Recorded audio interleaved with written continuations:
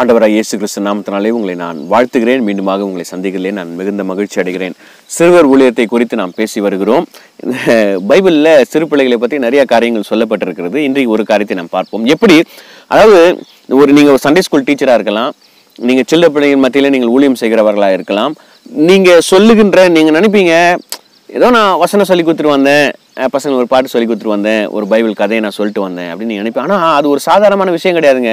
நீங்கள் சொல்கிற விஷயம் அந்த பிள்ளைகளுடைய இருதயத்தில் போய் பதியும். ஒருவேளை இன்றைக்கு அது உங்களுக்கு தெரியலன்னு சொன்னால் கூட, உன் ஆகாரத்தை தண்ணீர்களின் மேல் போடு, அநேக நாட்களுக்கு பிறகு அதனுடைய பலனை காண்பா என்று வேத வசனம் சொல்லுது. அதனால் நம்முடைய வேலை விதைக்க வேண்டியது, அதை கர்த்தர் வளைய செய்வார். கர்த்தர் அதை வளரும்படியாக கர்த்தர் கிருபை செய்வார். அல்ல, இன்றைக்கு எப்படி ஒரு சின்ன பிள்ளையுடைய இருதயத்துல அவங்க அம்மாவோ அப்பாவோ அவங்க தெரிஞ்சவங்களோ விதைத்த விதை அது எப்படி வேலை செஞ்சதுன்னு பாருங்க. 2 ராஜாக்கள் 5ஆம் அதிகாரம்.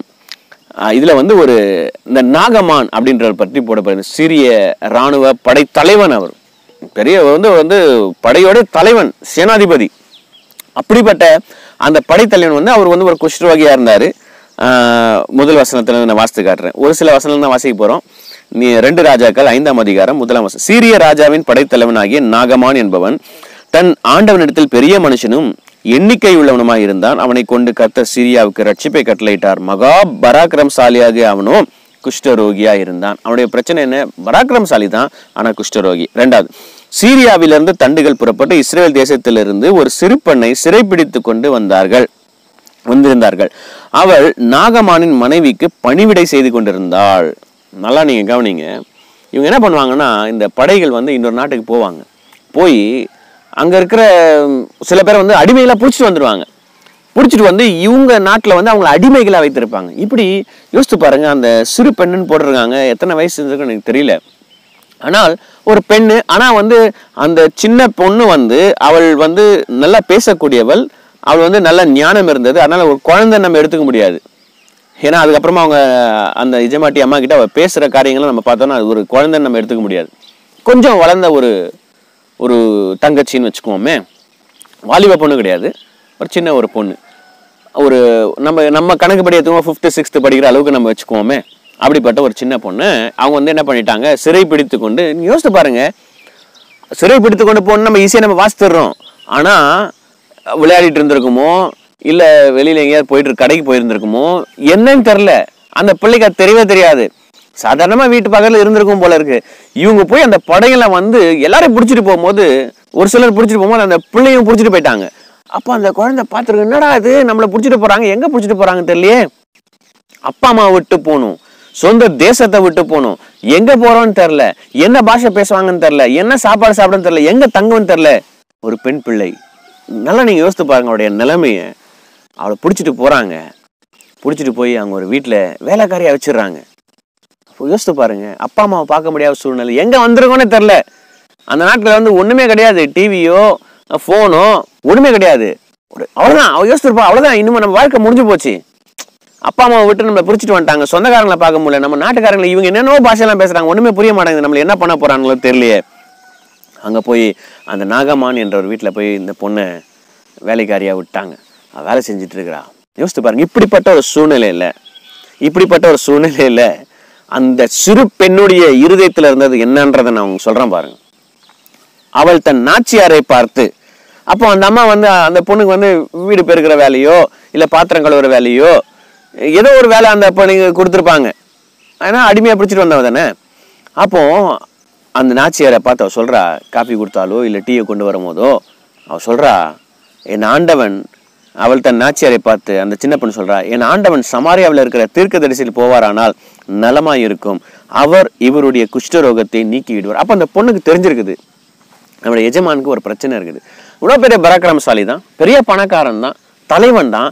ஆனா அவன் வாழ்க்கையில் அவனுடைய சரீரத்தில் இந்த பிரச்சனை இருக்குது. நீங்க யோசித்து பாருங்க. ஒரு அடிமையாய் பிடித்து கொண்டு போய் வேலைக்காரியா ஒரு இடத்துல பொண்ணை வச்சிருக்கிறாங்க. அந்த எஜமானுக்கு ஒரு சிக்னஸ்ன்னு தெரிஞ்ச உடனே அந்த சின்ன பொண்ணு அவ என்ன சொல்லியிருக்கணும், ஏய் என்ன பிடிச்சிட்டு வந்தல்ல, எங்க அப்பா அம்மா கிட்ட இருந்து என்னை பிரிச்சுட்டு வந்தல்ல, எங்க ஊர்ல இருந்து என்னை நீங்க தூக்கிட்டு வந்துட்டீங்கல்ல, உனக்கு வேணும்டா, நல்லா வேணும்டா, இந்த குஷ்டரோகத்திலே நீ சாவு. பத்தியா, கடவுள் உன்னை தண்டித்திருக்கிறார். இன்னைக்கு கிறிஸ்தவங்க சொல்றது தான்.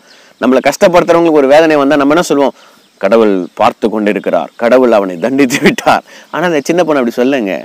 அந்த சின்ன பொண்ணு சொல்றா, ஐயோ இவ்வளவு கஷ்டப்படுறாரு, ஐயோ வேதனைப்படுறாரு. வேதனைப்பட்ட அவ ஃபீல் பண்றா.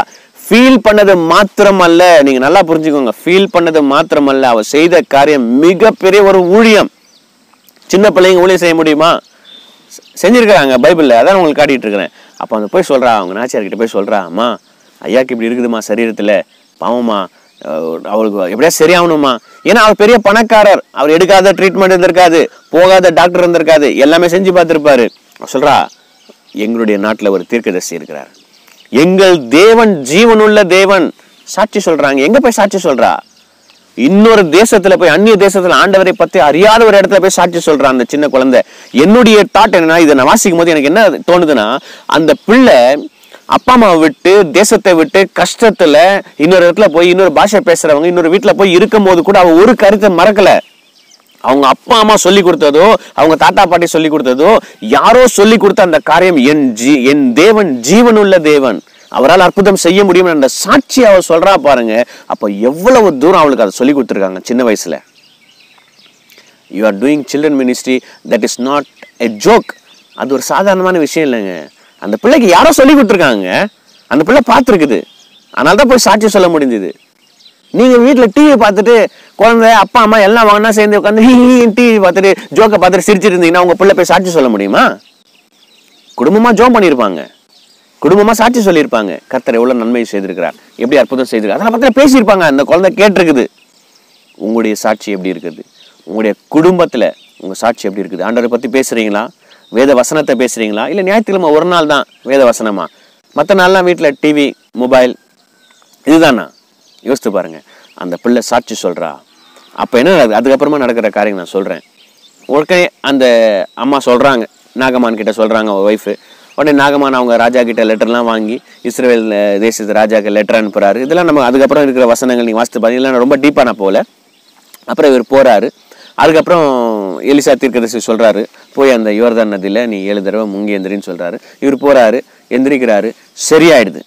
இதுதான் நடந்த சம்பவம். அதுக்கப்புறமா தீர்க்கதரிசிக்கு நன்றி சொல்லிட்டு வராரு. இதெல்லாம் போட்டிருக்கு.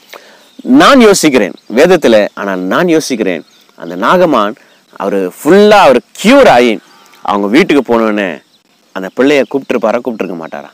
கண்டிப்பா கூப்பிட்டுருப்பாரு. கூப்பிட்டு பேசியிருக்க மாட்டாரா? கண்டிப்பா பேசியிருப்பாருங்க.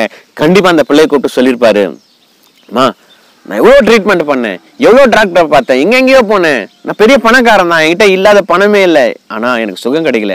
ஆனா நீ சொன்ன பாத்தியா, உன் தேவனாகிய கர்த்தர் என்னை சுகப்படுத்திட்டாருமா. அந்த தீர்க்கதரிசிக்கு போனேன், அந்த தீர்க்கதரிசிகிட்ட போனேன், அவர் சொன்னபடி நான் செஞ்சேன், எனக்கு சுகம் கிடைச்சிருச்சுமான்னு சொல்லி ஒருவேளை அந்த பிள்ளைக்கு வெகுமதிகளை நிறைய கொடுத்துருப்பாரு.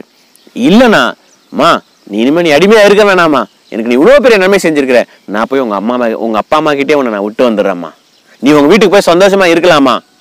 ஒருவேளை சொல்லியிருக்கலாம். வேதத்தில் இல்லை, ஆனால் நான் நினைக்கிறேன். ஏனென்றால் அந்த நாகமானுக்கு அவ்வளோ பெரிய ஒரு அற்புதம் நடந்தது. ஏன்னா அவன் போகும்போது அவன் சொல்றான், அவன் ஜீவனுள்ள தேவனாகிய கர்த்தரை ஏற்றுக்கொண்டு தான் போறான். நீங்க ஃபுல்லா நீங்க வாசித்து பாருங்க. அப்ப நிச்சயமா அவருக்கு அந்த காரியத்தை செய்திருப்பார். இன்னைக்கு நான் உங்களுக்கு ஒரு சண்டே ஸ்கூல் டீச்சரா ஒருவேளை நீங்க இதை கேட்டுக்கொண்டிருப்பீங்கன்னு சொன்னா, ஒருவேளை ஒரு சில்ட்ரன் மினிஸ்ட்ரி செய்கிறவராய் நீங்கள் கேட்டுக்கொண்டிருப்பீங்கன்னு சொன்னால், நீங்கள் செய்கின்ற ஊழியம் சாதாரணமான ஊழியம் அல்ல. அந்த பிள்ளை நாளைக்கு எங்க வளர்ந்து எங்க போவான்னு உங்களுக்கு தெரியாது.